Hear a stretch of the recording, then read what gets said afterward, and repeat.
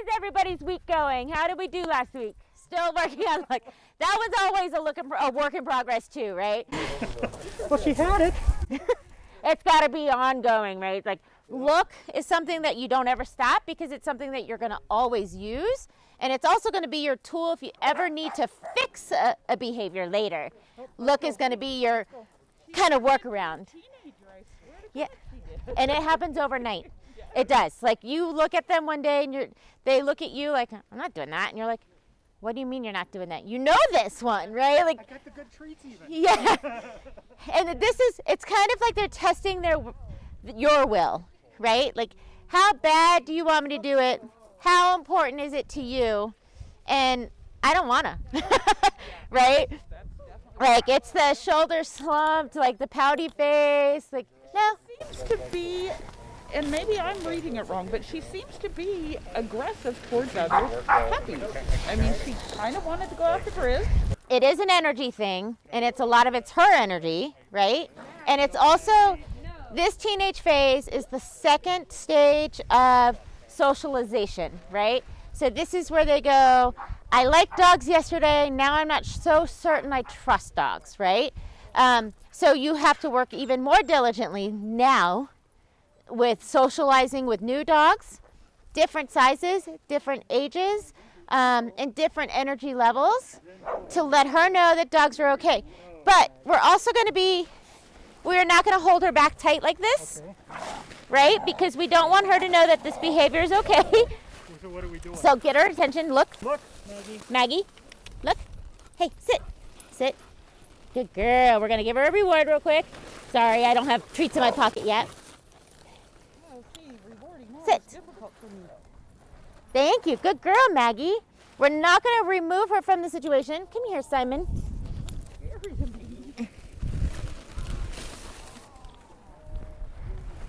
Good girl, Maggie. Yeah, this is gentle. Hey, gentle. Hey. This is my buddy, Simon. Yeah, this is my buddy. Uh-huh. Yes, good girl. You got your sniffies. Yes. Good girl. But let's relax her leash. She's... Maggie. Hey. Maggie. Hey.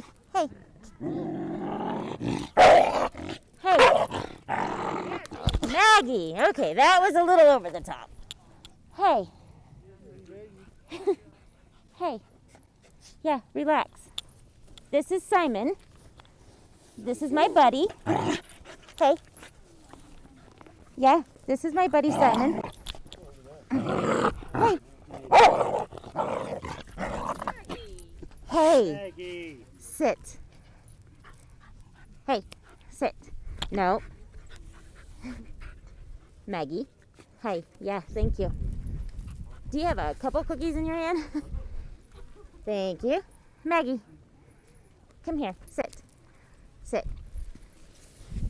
Thank you. Good girl. Easy. Easy. Good girl. Good girl, Maggie. Good girl, sit. Good girl. Good girl, Maggie. Good job. Thank you. Good girl. Yeah. Good girl, Maggie. That's a good girl. Good job. Oh, don't eat my hair. Oh, don't eat my hair. That's a good boy, Simon. You were very brave. Good. Good girl. I'm getting some mass about her now. Yes. So you just have to be consistent and diligent. It's so counterintuitive to not keep tight. It's hard, yes. But the problem is when you keep tight, you're reinforcing her behavior and letting her know, yeah, I would really be weary of that dog too, right? So it's hard. It is. They don't want to hurt anyone else. Right. So I would work with it with dogs with people that you trust, right? Let's go. Because it is working through a dog not wanting to play nicely with another dog is the hardest to stay calm, right? For us to stay calm. Yes. And if we don't know the other dog, And if the other dog is really big, we don't know how that other dog is going to respond to that behavior too, right? So you need to make sure that you trust both parties. So if you can get around friends and family with dogs, different ages, different sizes, that you trust and that you know their dogs, you need to do that, and you need to do that now, and you need to do it often, right? Because Simon's a new dog. He may be a puppy, but he's still new. He's never been here, right? They've never met before, so he's a threat in her spot, right? But so it's new, though. So you need to constantly do the new and work through it and letting her know you don't need to attack the dog. Like, you're safe. We've got your back, right? And you kind of have to, and you have to make that a priority now, right? Because she will either end up being a really dog-aggressive dog or at the very least a very dog-reactive dog on leash. Our grand dog reacts when others are on a leash, and they played together nicely Saturday for a little bit, but then she went after him again. So then that's when you've got it. And even if you're sitting with her, with this other dog, right? Like, we're going to let them play real quick. Okay. And she's less interested in Toasty, which is fine. Anytime she's ignoring a dog is also good, right? And that was 100% play. And then the other thing,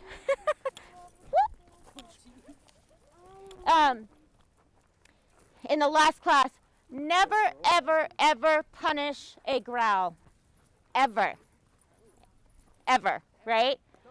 A growl is your dog's voice, and it's your dog telling you, I don't like the situation that I'm in, okay? I don't like this dog coming at me. I don't like this dog on top of me. I don't like this dog that's walking past me on the street.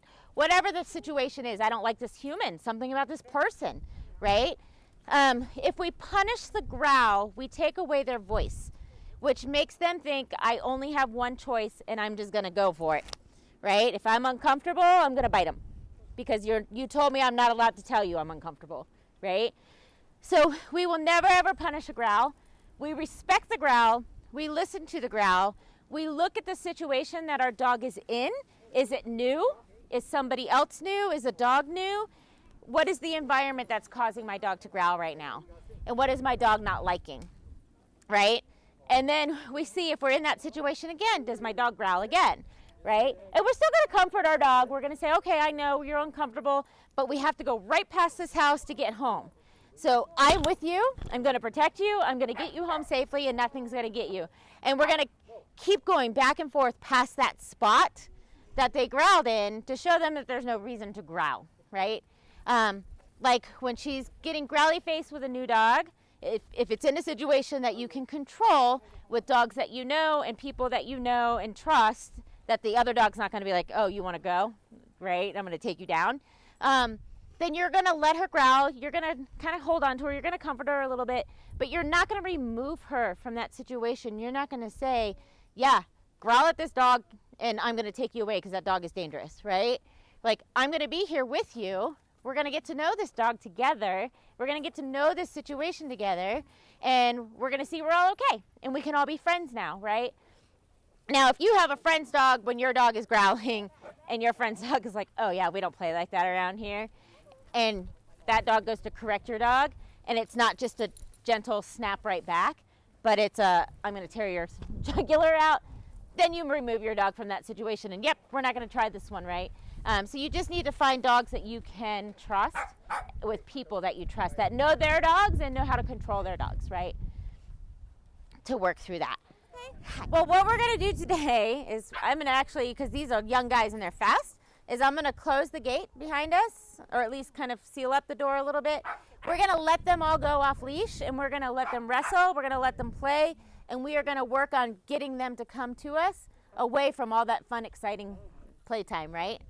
All right, so you can let them drag their leashes if you feel a little more comfortable, if you need to grab them, but we're gonna let them go.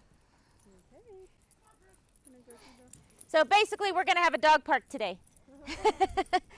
So remember, when you're doing a recall, especially when they are busy and having fun, we got to get loud and sing-songy, right? Like, woo! Come, come, come, come, come, come, come, come. Yay! Good job!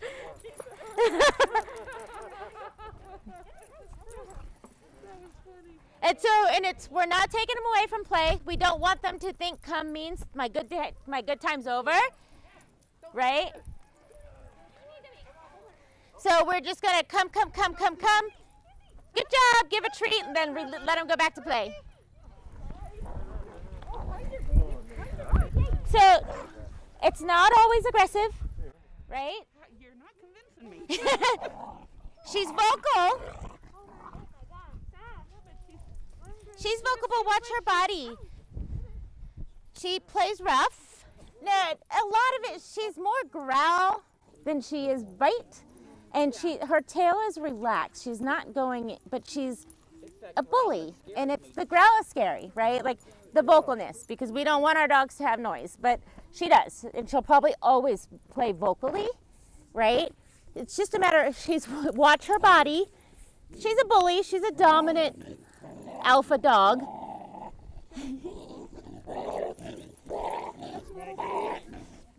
But she's not using her mouth. She's talking, right? She's growling. She's loud.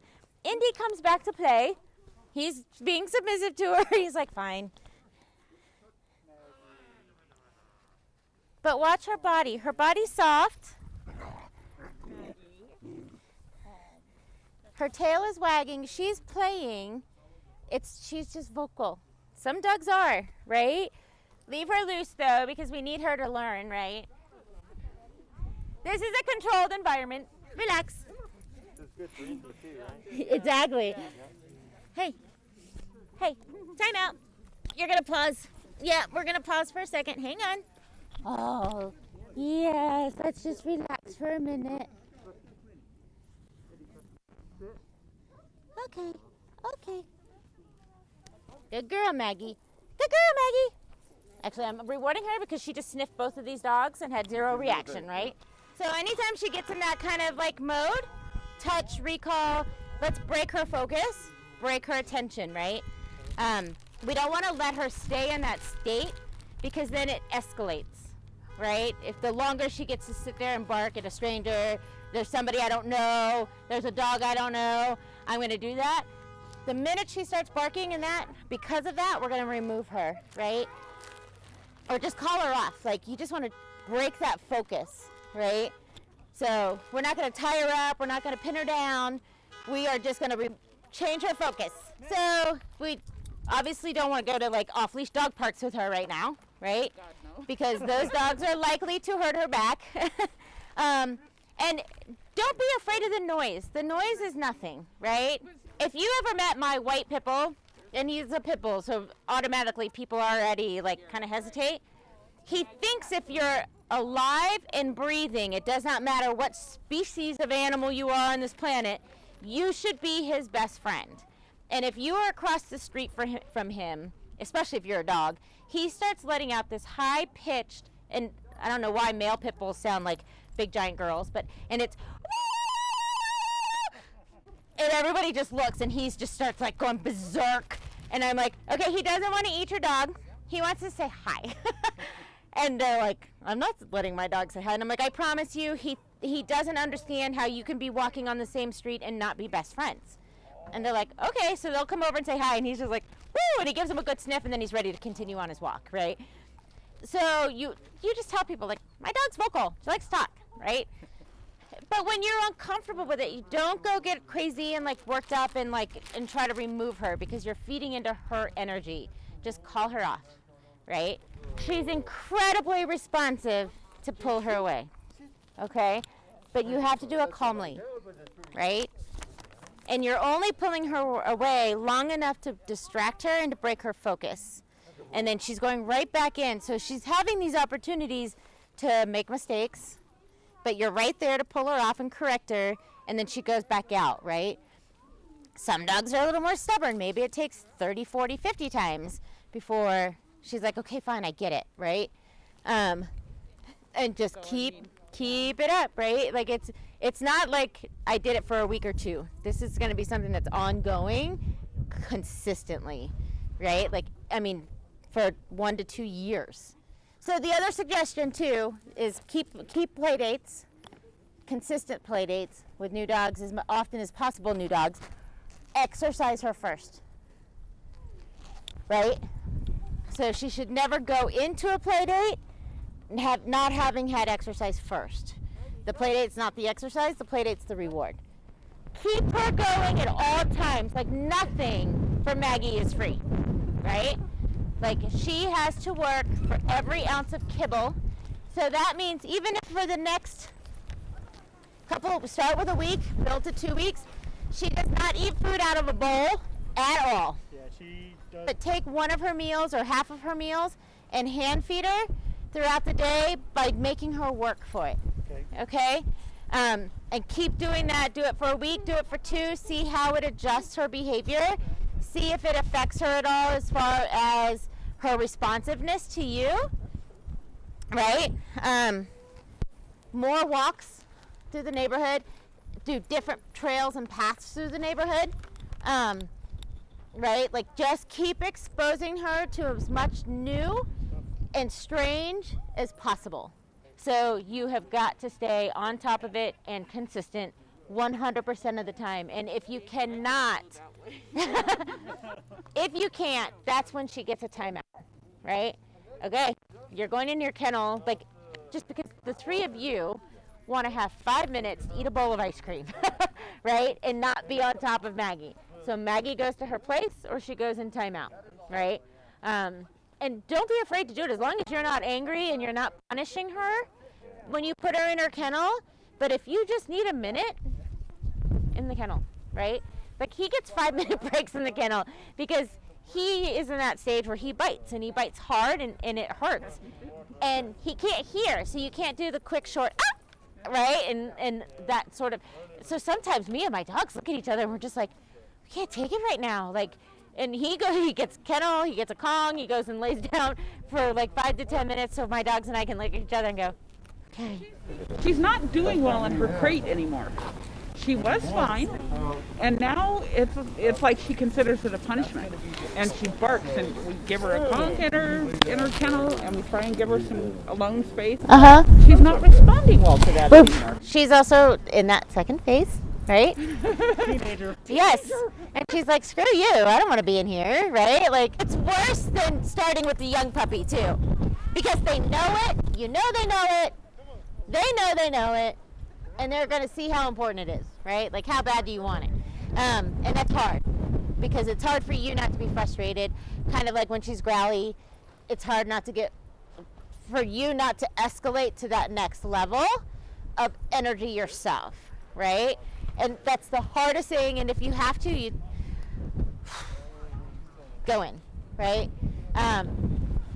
Take the breath. But with the kennel, she's going to protest, right? Because she's going to say, I don't want to be locked up. Why am I locked up? Give her bully stick, her Kong, whatever is her kennel reward. I know dogs like those Himalayan chews too. I have no idea what it is. I don't want to know, but they last a while. But ignore it, like you do with any teenager that you send to your room, right? Or their room. I will tell you, my brother and I would fight when we were kids. We would get sent to our room. Our time would be 10 minutes, and our 10 minutes didn't start until we stopped crying. Well, I had 5 or 6 hours for my 10 minutes because I would scream and I would yell and I would throw things and have a total hissy fit. My brother would have 5 or 6 hours because he would be asleep in 2 minutes, right? Because if he couldn't play, he was out. So she is that kid. She is me, right? Like, I don't want to, I'm not gonna, right? And my dad would just stay downstairs. I could hear the volume of the TV going up, right? Like, that's what you got to do. And kind of do the same thing, like, and never let her out of the kennel when she's barking, growling, and having a fit, right?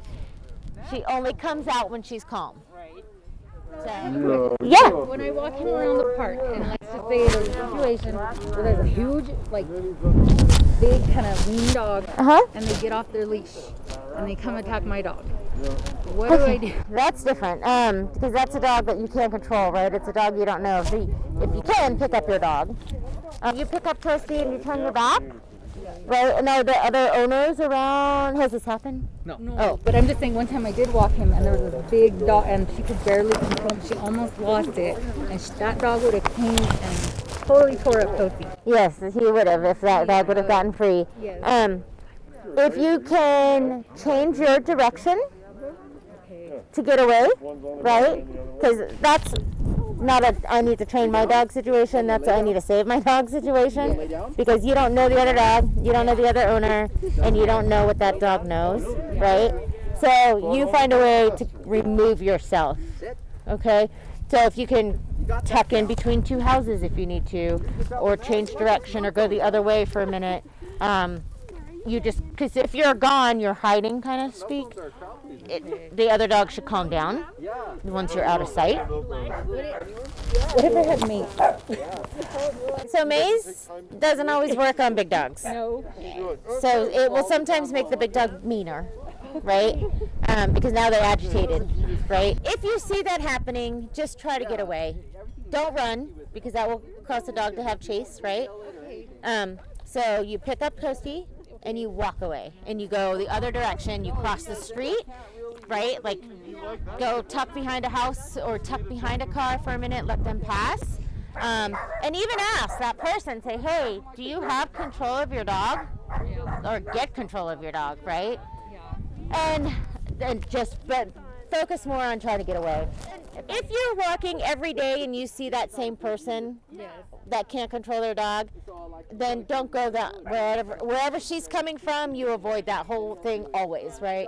Until you start to get to know your neighborhood with your dog, right? So.